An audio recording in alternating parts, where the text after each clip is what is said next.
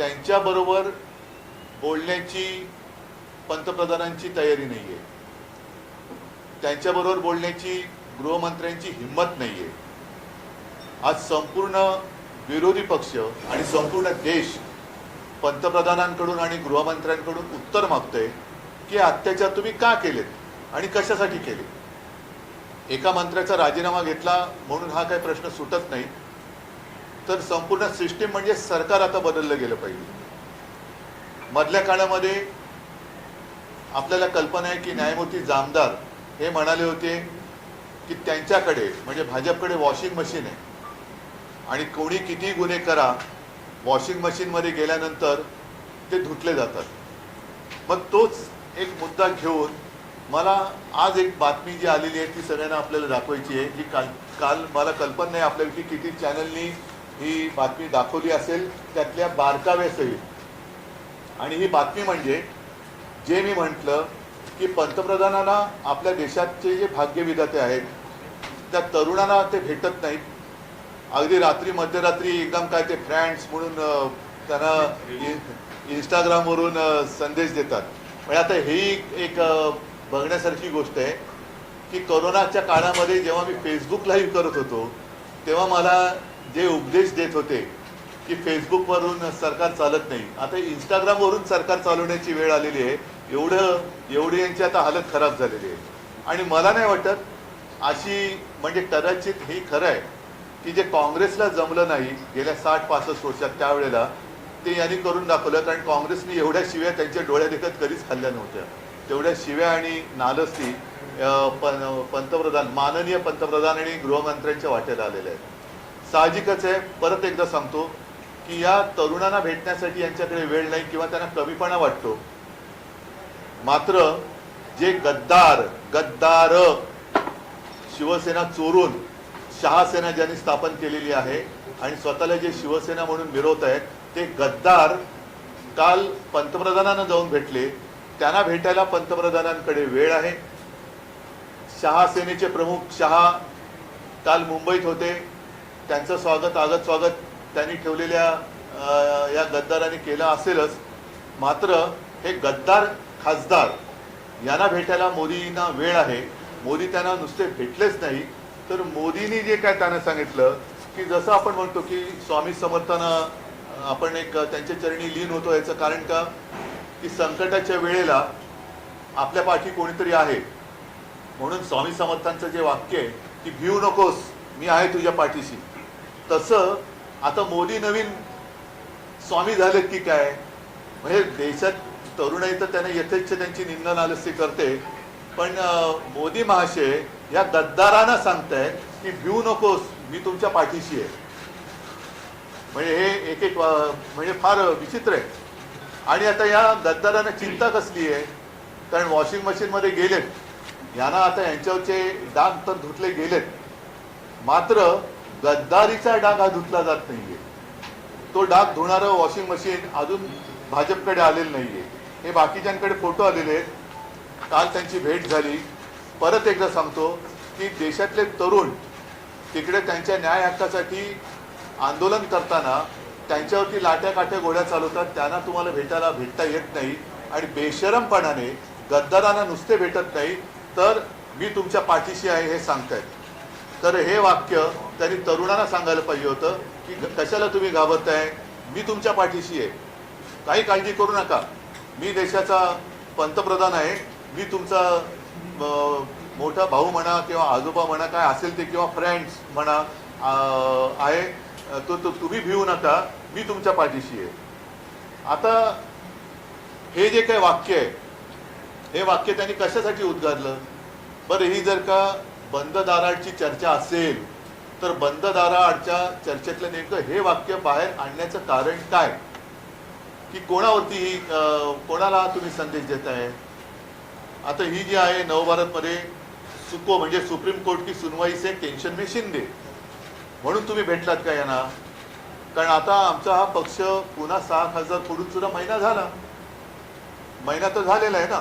आणि लोकसभा अध्यक्षाने अगदी अपेक्षेप्रमाणे निर्णय दिलेला आहे, पुन्हा कोर्टबाजी वगैरे सुरू होईल। पण कोर्टात सुनावणी सुरू असताना हे गद्दार त्यांना जाऊन भेटण्याचं कारण काय आहे? आणि परत आता हे पण म्हणून मी या पेपर सकट आणले, चिंता करू नका, मी तुमच्या पाठीशी. म्हणजे हा संदेश ते कोणाला देत आहेत? कोर्टाला धमकावणी देत आहेत का, धमकावत आहेत का हे की मी आहे यांच्या पाठीशी? का अमित शहाना देत आहेत? कारण मागे असं होतं की हे मिंदे जायचे तेव्हा ते त्यांच्या शहासेनेच्या प्रमुखाला भेटायचे. आता शहासेनेच्या प्रमुखाला ते भेटायची त्यांना गरज नाही, कारण त्यांचा आता बहुतेक बॉस बदललाय. आता ते थेट मोदींना भेटतात. आणि विशेष म्हणजे शहा इकडे असताना ते मोदींना भेटतात.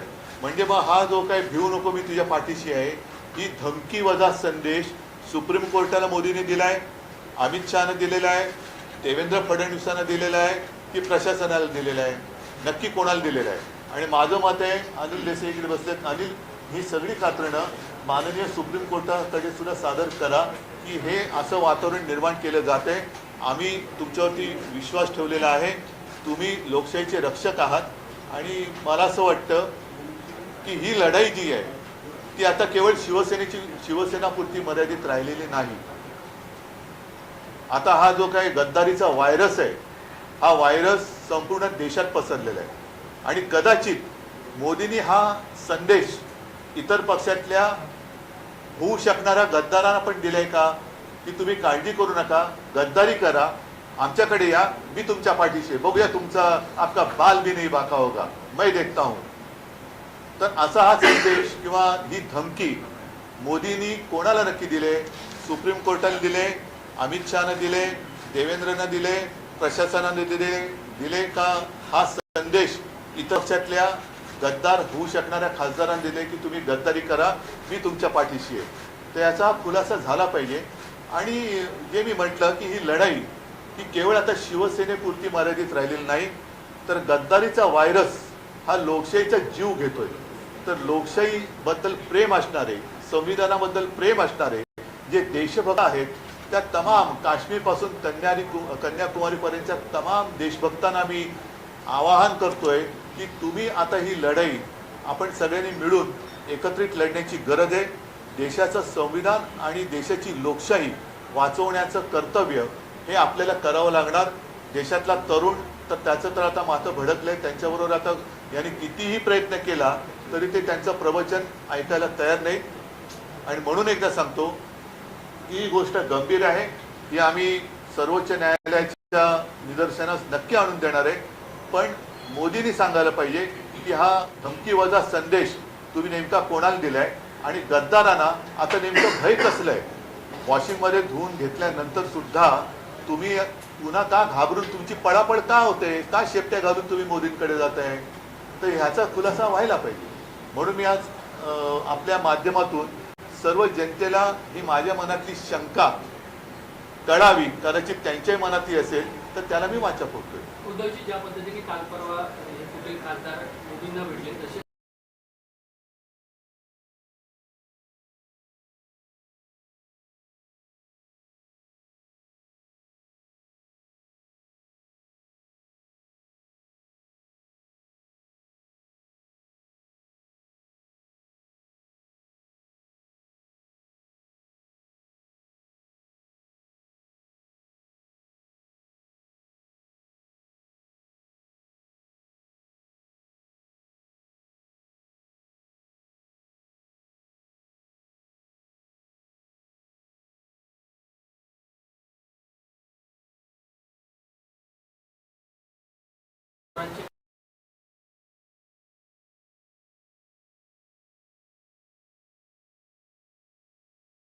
अगले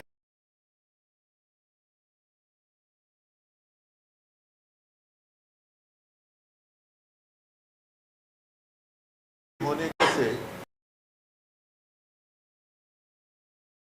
जी का तो जो भी हमारे जेएनजी वहां जंतर मंतर पर बैठे थे, आंदोलन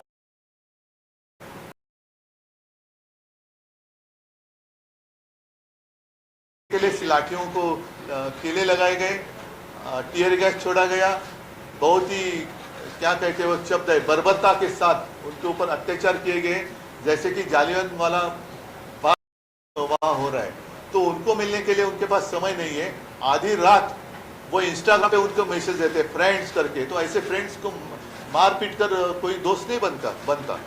तो उन्हें मिलने के लिए समय नहीं है, मोदी जी को संसद में आने के लिए समय नहीं है, लेकिन गद्दारों को मिलने के लिए समय है। इतना ही नहीं, गद्दार तो गद्दार ही है, लेकिन उनको एक अभय दिया जा रहा है कि आप डरो मत, मैं आपके पीछे हूँ, मैं आपके साथ हूँ। तो ये जो संदेश है, ये जो मैसेज है, क्या ये धमकी है? और ये धमकी है तो किसको दी है? क्या सुप्रीम कोर्ट को आप डराना चाहते हैं कि डरिए, आप ये नहीं करिए, ऐसा करिए, ऐसे ही करना होगा क्योंकि मैं इनके साथ हूँ? तो ये जो मैसेज है आपने किसको दिया है? सुप्रीम कोर्ट को दिया है, अमित शाह को दिया है, क्योंकि आज तक कभी ऐसे हुआ नहीं था। अमित शाह मतलब शाह सेना, जिसको मैं शाह सेना कहता हूँ, जो गद्दार सेना है, वो जब मुंबई में आए हैं तब ये जाकर दिल्ली में मोदी जी को मिल रहे हैं। तो अमित शाह को मैसेज दिया है, देवेंद्र जी दिया है, जितने गद्दार चाहते हैं दिया है कि आप गद्दारी अपने बाका से में केस असल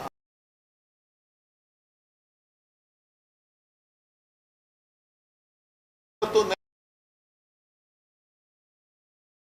क्या है कि क्या को डरा, सुप्रीम कोर्ट को डराना चाहे?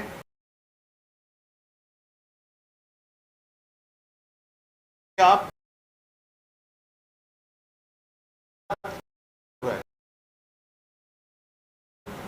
के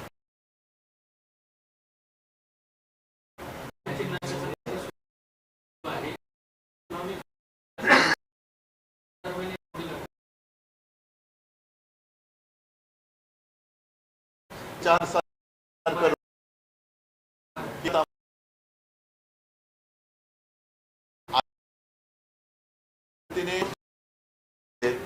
माननीय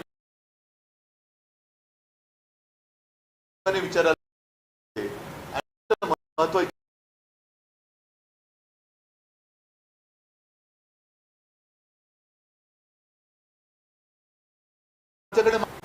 पण घटना नाही दिलेली, जर हाल झाली तर आमच्याकडे घटना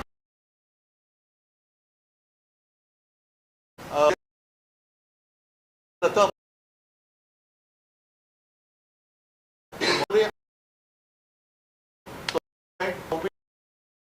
पाहिजे,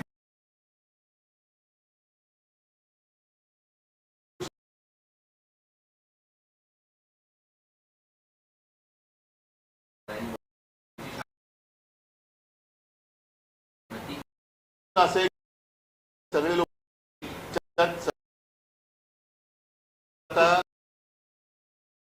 बोलायला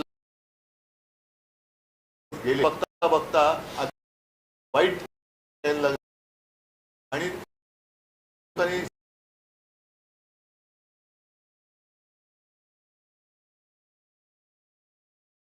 मत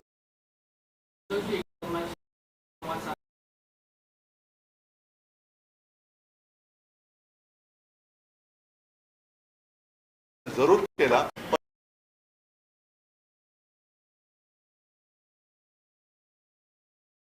बाहेर काय ना मेहनत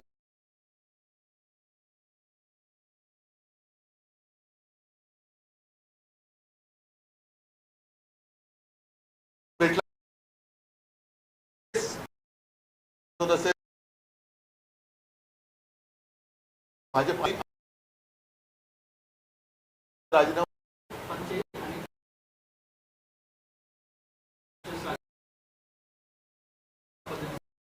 ही काय झाले,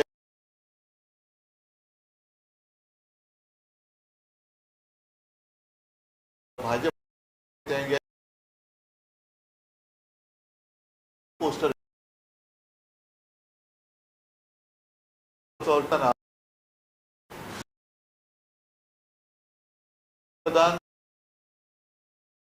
गद्दार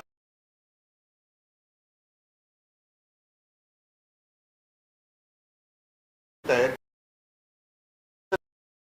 जनतेची पाहिजे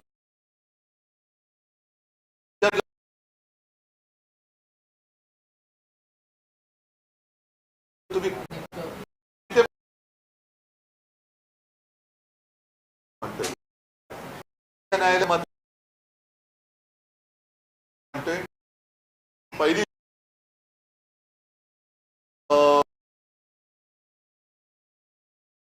भेटतोय दल घेऊ नका.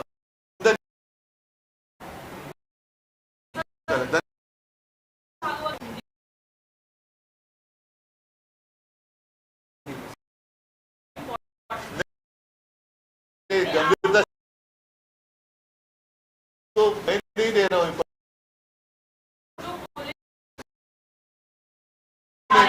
इसलिए बोला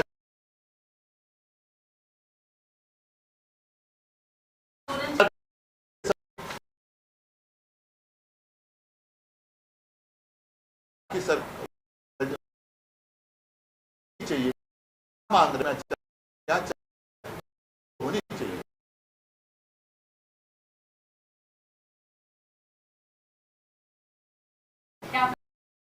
ठीक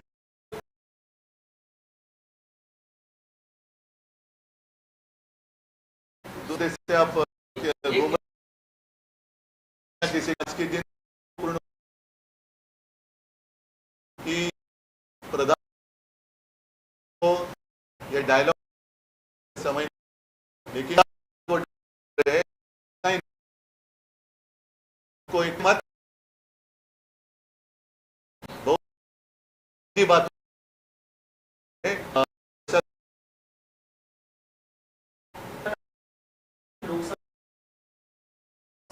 ठीक है वो जब बात जय